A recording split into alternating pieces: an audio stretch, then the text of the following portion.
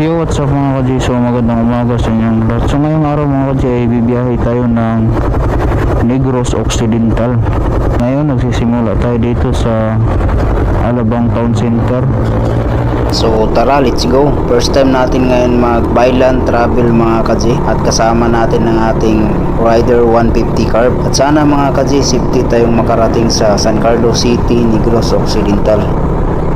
So ngayon mga ka-G ay kasalukuyang binabaybay namin itong Maharlika Highway patungong Batangas Port. So first time ko pala ngayon magbiyahe mga ka-G na may dalang motor. Manila to San Carlos, Negros Occidental. So nandito na tayo sa Tanawan, Batangas mga ka-G. Liliko tayo dito. Uy, mali.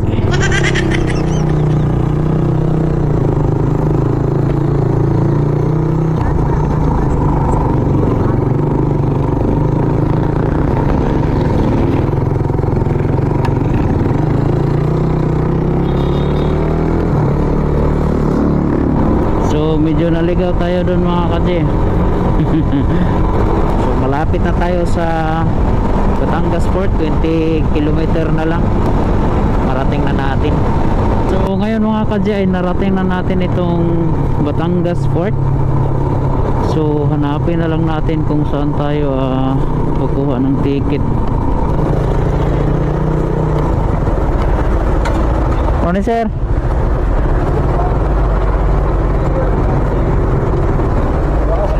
Kaliwa. Lahat po.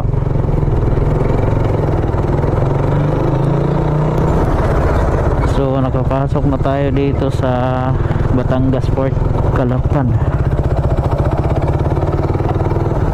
Ay. Ha?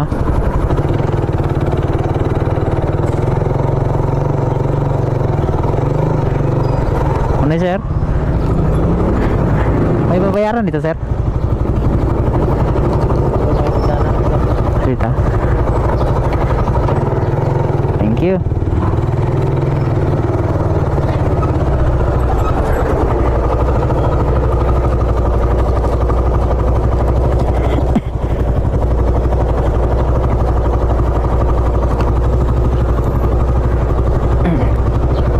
Thank you po. So tapos na tayong magbayad sa unang entrance mga ka-G. Tanong naman tayo dito kung saan ang next step natin. Ano sir? Kalapan sir?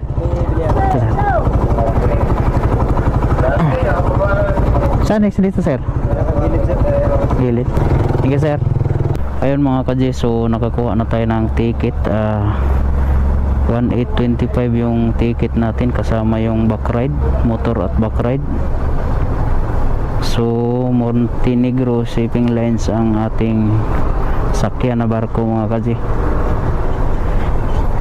Yan, so update ko na lang kayo mga ka-G pag nakasampa na kami sa barko. So ayun mga ka-G, papasok na kami dito sa barko.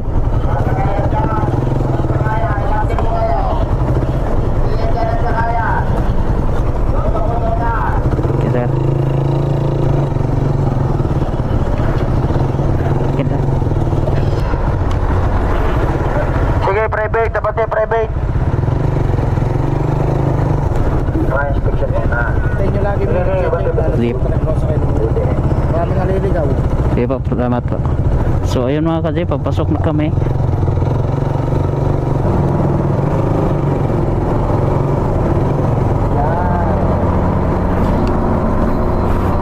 Hanap tayo dito ng pwede nating tumbayan. So ngayon mga ka-G ay narating namin itong Batangas Port at nakasampa na kami sa aming sasakyang barko papuntang Calapan, Mindoro.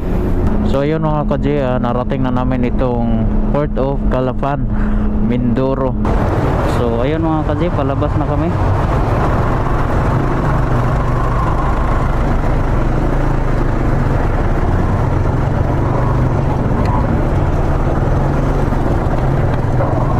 Welcome to Calapan Port, Oriental, Mindoro. So proceed tayo mga ka-G. Next natin ay Rojas Port, doon sa Dangay.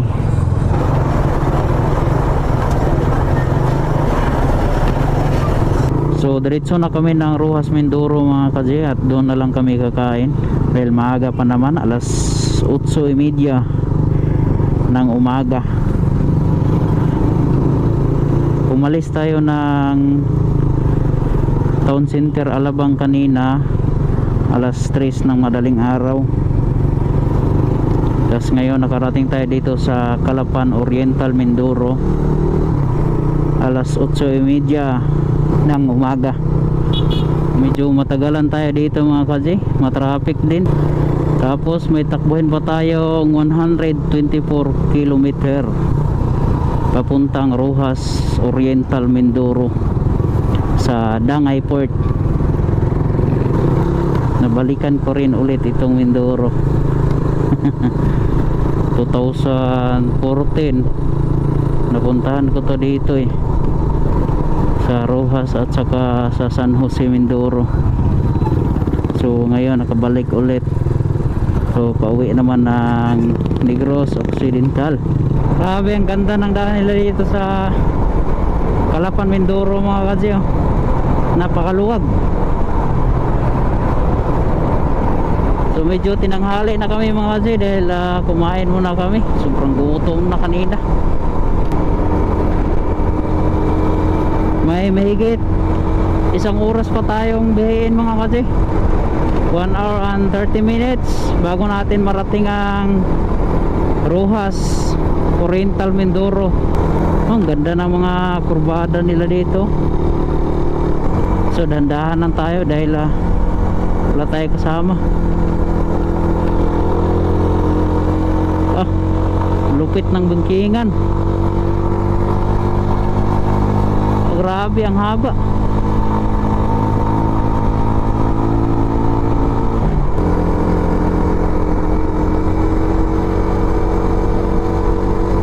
Ngayon mga kaji ay narating na natin itong Pinamalayan town proper.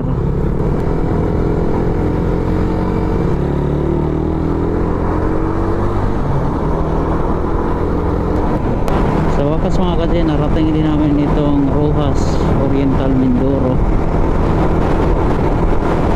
So diretso na tayo sa Dangay Port. So yun mga kaji, nakarating na kami dito sa Dangay Port at tumingin-tingin kami ng mga available schedule ng barko. Dito meron silang Montenegro, schedule biyahe alas 8 ng gabi. Dito naman sa Starlight, schedule nila alas 2, kaso hindi pwede ang motor, alas 11 pa yung pwede ang motor sa kanila. Ito yung mga schedule sa Starlight: 6 PM, 2 AM, 6 AM, 11 AM and 11 PM. So hanap na lang tayo na medyo maaga kasi alas 12 pa lang ng tanghali ngayon. So, subukan natin ang sa Montenegro. Ayan, ito sa kabila. So update ko na lang kayo mga kaji pag may ticket na kami sa Montenegro or Starlight. So ayun mga kaji, nakakuha na tayo ng ticket. Nagbayad tayo sa terminal fee ng 65 pesos. At yung ticket naman sa ating motor ay 2,592. So kasama na yung back ride natin dito. So going to Katiklan tayo. Gear up na, gear up.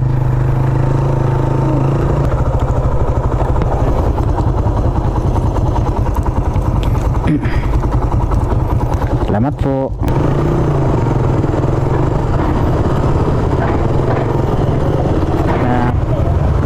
Hindi po. Nagkasabay-sabay lang po. Magandang umaga sa inyo lahat mga kaji. So ngayon mga kaji, kakarating lang namin dito sa Katiklan. Alas 4 na ng umaga mga kaji. Going to Dumangas na naman tayo. So mag travel na naman tayo ng mahigit 4 hours bago natin marating ang Dumangas Port.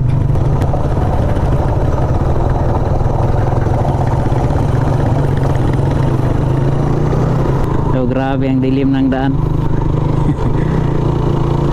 Nagkakatakot talaga to pag walang kasama mga kaji. So ayun mga kaji, nabutan na kami ng umaga dito sa Kalibo, Aklan. Inabutan kami ng ulan. Mabuti na lang mga ka-J, meron tayong mga kasabayan na papunta din sila ng Iloilo. Kaya di tayo magkaligaw-ligaw nito dahil si Muwi lang ang mga kasama natin. Kaya ingat kaya. Okay. Ingat. Nalagasan na ng isa. Apat na lang kami mga ka-J. Wow! Napakahabang tulay.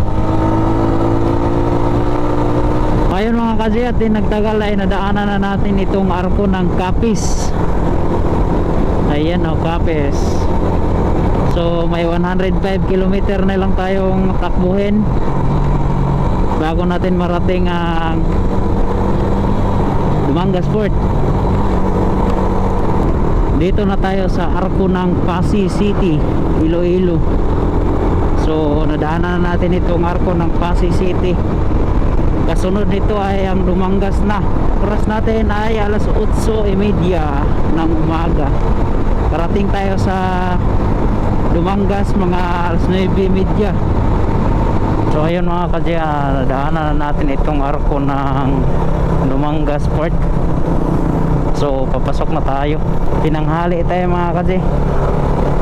Nabutan tayo ng 9:38 na umaga.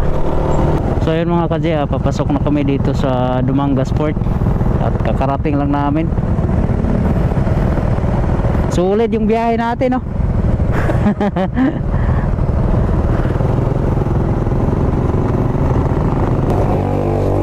Kuha muna tayo dito ng Coast Guard clearance mga ka-J. Dumangas to Colod.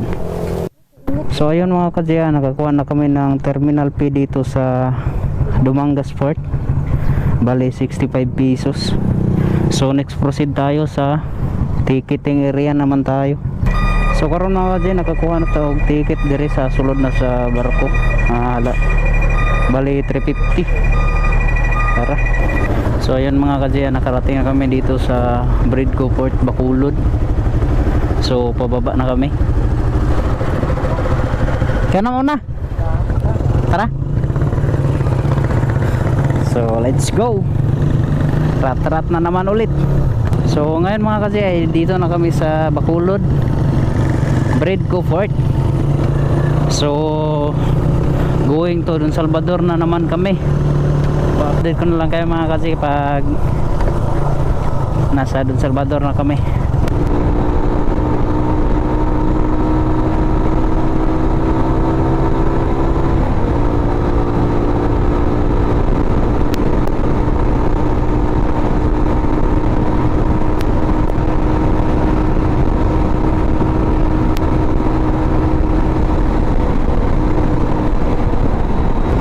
Ganito kaganda ang Don Salvador, Benedicto.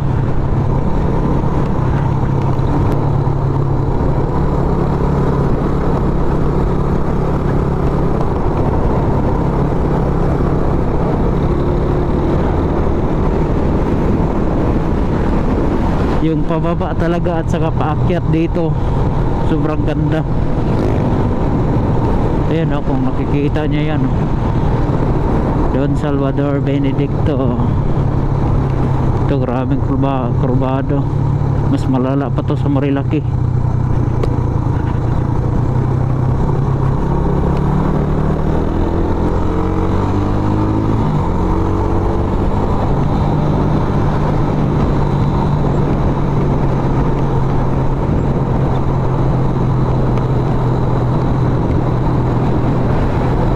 Grabing pababa.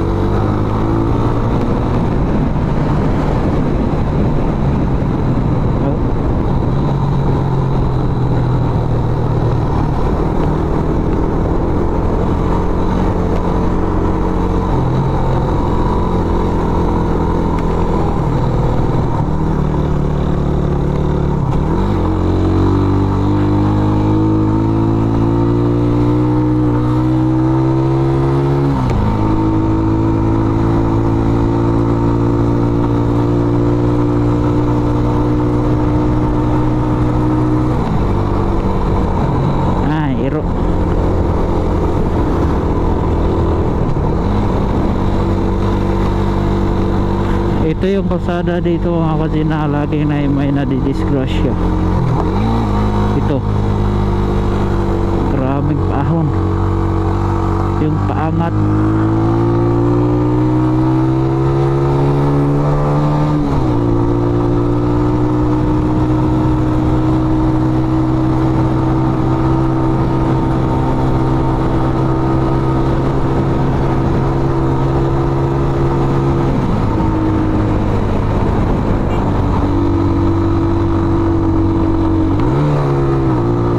Gagi.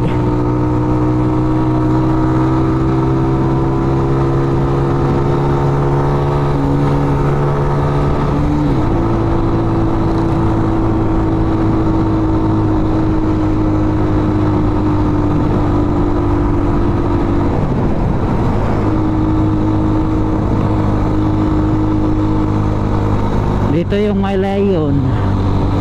Ayan o.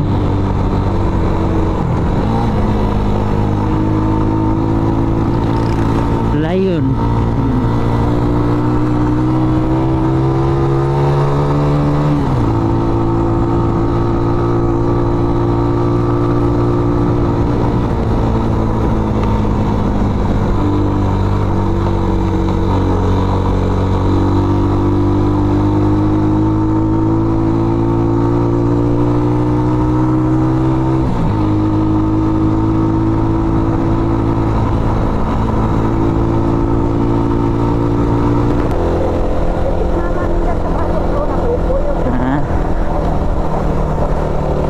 Yun Salvador Benedicto. So sa ilo lang sa amin doon Salvador Benedicto. So ayun mga kasi, papasok na kami dito sa aming barangay. Inabot na naman kami ng gabi. Mani pakudkod.